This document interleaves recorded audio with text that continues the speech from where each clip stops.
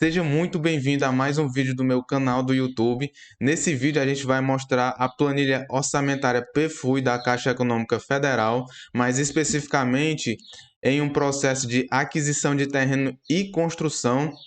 No último vídeo eu mostrei para vocês todos os projetos em que eu vou dar entrada nesse processo.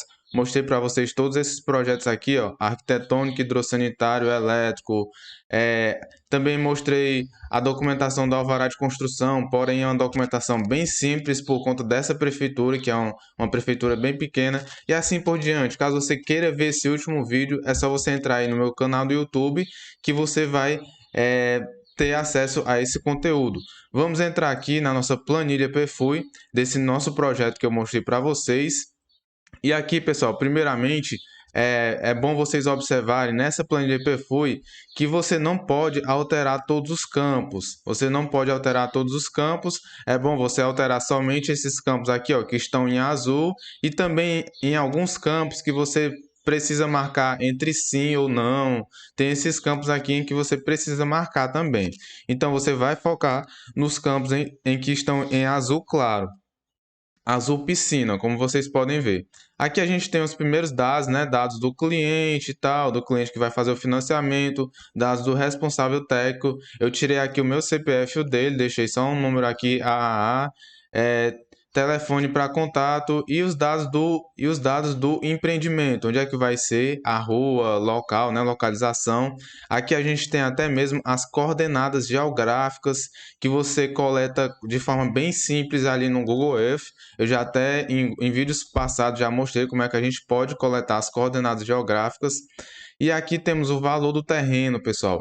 É interessante ressaltar que esse valor não pode estar extrapolado. Vai ter um fiscal da Caixa que vai ver se esse valor realmente está dentro dos padrões. Você não pode aqui, por exemplo, no terreno que você comprou 40 mil para poder ganhar muito dinheiro ali no processo de financiamento, você vai lá e coloca 100 mil. Não faça isso, por favor, que vai ser reprovado.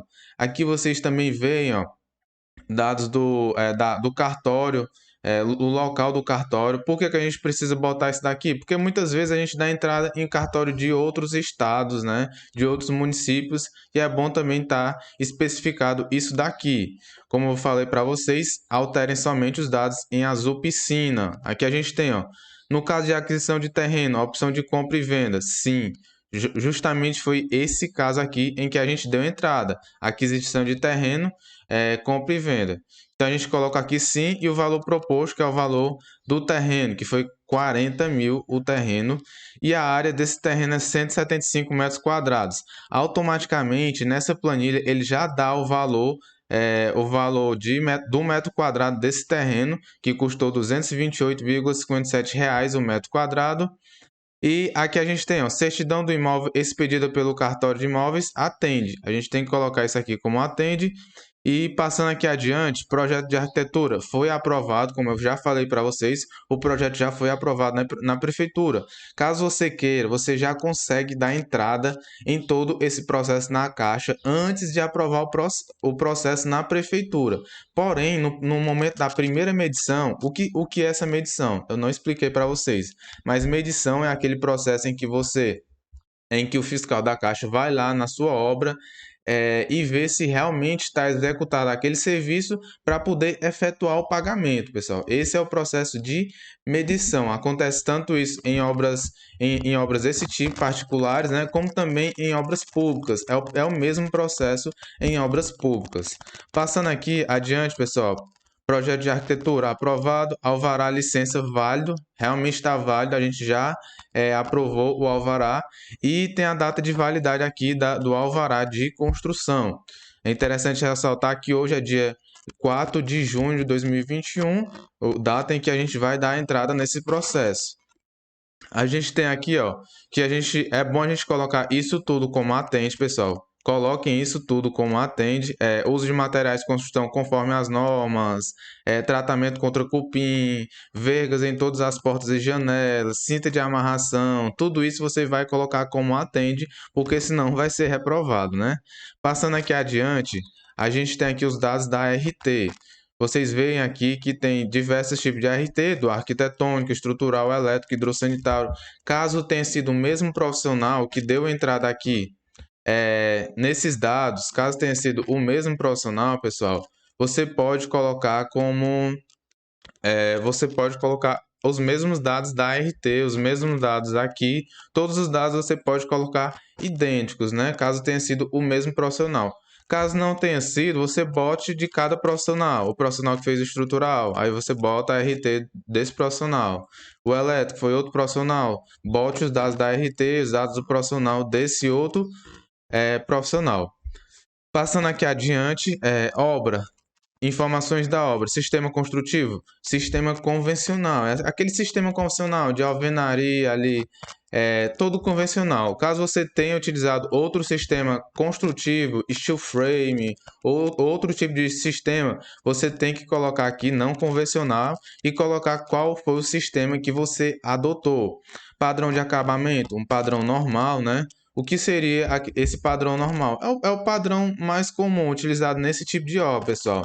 Cerâmica, o porcelanato, ali em alguns locais a gente coloca forro de gesso. É assim, padrão alto já é aquele padrão que engloba piscina, já porcelanato, aquele porcelanato de 1 metro por 1 metro, aquele padrão mais alto. Quem trabalha com construção já sabe disso, pessoal. E aqui a gente utilizou a parte aqui de administração direta. Também pode ser como empreitada, mas eu não recomendo muito você marcar essa opção, porque vai dar uma burocracia maior ao seu processo. Por quê, pessoal? Quando você coloca aqui empreitada, você vai ter que colocar os dados da construtora, aí a Caixa vai ter que analisar o CNPJ, vai ter que analisar diversas coisas ali da construtora, se ela está realmente regularizada. Vamos passar aqui adiante. Aqui a gente tem um quadro de áreas que a gente utilizou aqui, ó, 109,47 metros quadrados de área construída. É interessante que todos os dados têm que estar idênticos, pessoal. Tanto ali no projeto, todos os projetos com o mesmo endereço, todos os projetos com a mesma área construída. E tudo isso tem que estar tudo em conformidade com os documentos do terreno também, pessoal. É interessante vocês sempre estarem cientes disso, para não ter risco de ser reprovado o processo. E aqui utilizamos muro de alvenaria. Se você tiver utilizado outro sistema, você coloca aqui em outros e descreve qual foi o que você utilizou. Como eu utilizei muro de alvenaria, eu não preciso marcar nada nesse campo aqui que está em azul claro. Passando adiante, pessoal, vamos aqui à planilha orçamentária. Essa daqui vai ser a planilha orçamentária em que eu utilizei, pessoal. Vocês veem que, primeiramente, a gente inicia com os serviços preliminares, com os dados ali, ó. Serviços técnicos, projetos, taxa, barracão e assim por diante. Eu coloquei aqui, ó, uma descrição, elaboração de projetos de arquitetura e engenharia para garantir a correta execução da obra. A gente tem que descrever aqui alguma coisa nessa parte aqui da direita, pessoal. Passando aqui, ó, a gente tem a parte de infraestrutura e a parte de supraestrutura. Eu não falei nada ainda sobre isso, mas essa planilha ela é padrão da Caixa. A Caixa já tem essa planilha que a gente pode efetuar o download e a gente só vai alterando os dados, pessoal. Por isso, não é muito bom você sair alterando aqui esses dados, sair alterando aqui, ó, demolição, não altere nada, só altere os dados que estão em azul claro, pessoal. E aqui eu posso colocar os dados de demolição, se teve alguma demolição, né? Primeiramente, a gente iniciou com a limpeza do terreno, né? 175 metros quadrados é a área do terreno, então foi isso. E muitas vezes, pessoal, a gente utiliza ou uma planilha do SINAP, que o SINAP é a planilha da Caixa Econômica Federal, em que ela mantém atualizada ali periodicamente, todo mês ela posta uma nova planilha atualizada, pessoal. Então vocês não precisam se preocupar com o aumento de preço, que a planilha também vai estar atualizada. Você vai utilizar a planilha mais atualizada do seu momento. Se você tiver em 2022 aí, por exemplo, você vai utilizar uma planilha de um mês antes da data em que você está, entendeu? E assim por diante. Ou também você pode colocar a cotação do mercado. Você vai fazer, por exemplo, a cotação de locação da obra. você já fez, vamos supor, 10 obras desse estilo, você já fez 10 obras nesse estilo e você sabe quanto é que você vai gastar. Vamos supor, eu vou gastar 1.662, eu sei que eu vou gastar isso, é a cotação que eu fiz daquela localidade, então eu posso colocar aqui, ó, cotação local, local total, locação total da obra. Eu já sei quanto é que eu vou gastar mais ou menos na fundação, eu boto aqui, ó, fundações superficiais, cotação local, e sapatas da fundação, cotação local. E assim por diante, pessoal. Você pode também tanto utilizar as planilhas, caso, por exemplo, você tenha aqui, ó, feito fundações superficiais e tenha colocado, por exemplo, vários itens da Sinap, você pode especificar aqui, ó, foi utilizado os itens tal, tal, tal, os itens de armação de ferro 8 milímetros, armação de ferro 5 milímetros, tal, e concreto tal, que foram os itens da Sinap, entendeu? Você pode especificar isso também, pessoal. Mas você tem que deixar tudo especificado para não ser reprovado o seu processo, para estar tudo ali detalhado na sua planilha orçamentária. Aqui eu tenho a impermeabilização das fundações, é interessante você colocar isso também, pessoal. Porque se você não realiza impermeabilização, a Caixa pode entender que você, o fiscal, né, no caso, pode entender que você não está fazendo uma obra ali de qualidade. Então, eu sempre coloco aqui o item de impermeabilização. É interessante ressaltar que a gente tem aqui, ó, fundações superficiais e fundações profundas. As fundações profundas, tudo que está abaixo do solo, a Caixa vai entender que é fundação profunda. E tudo que está acima do solo, a Caixa vai entender que é fundação superficial. Por exemplo, as vigas baldrames vão ser entendidas como fundação superficial e a sapata, isso mesmo, a sapata ela é entendida como fundação profunda. Por quê? Porque ela está abaixo do solo. Então, para a caixa, não é só estaca que é utilizado como fundação profunda, sapata também é utilizada. Então, aqui você vai colocar o item das sapatas e aqui você vai colocar o item da viga baldrame, né? É interessante você separar esses itens. Passando aqui para a parte de superestrutura, você vai aqui detalhar os itens de pilares, vigas, lajes, todos os itens ali da estrutura que está acima do nível do solo, pessoal. Aqui, ó, vocês veem que eu tenho concreto armado, inclusive forma. Então, o que seria esse concreto armado? Tanto o concreto quanto a armadura. Então, eu coloquei aqui, ó, cotação local, pilares, vigas, nível 3 metros, incluindo armaduras. Ó. Coloquei aqui, incluindo armaduras.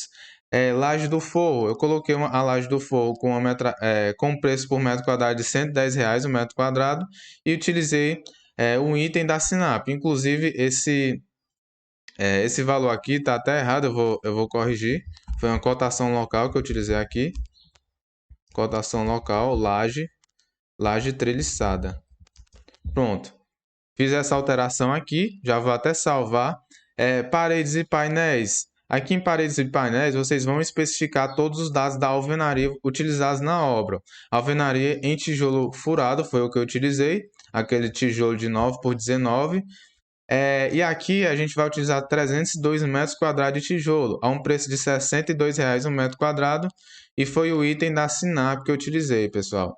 Vergas e contravergas, como eu havia falado anteriormente, você tem que utilizar o item de vergas e contravergas, senão a Caixa vai entender que você não vai executar as vergas e contravergas. E isso é contra os processos construtivos, que gera fissuras.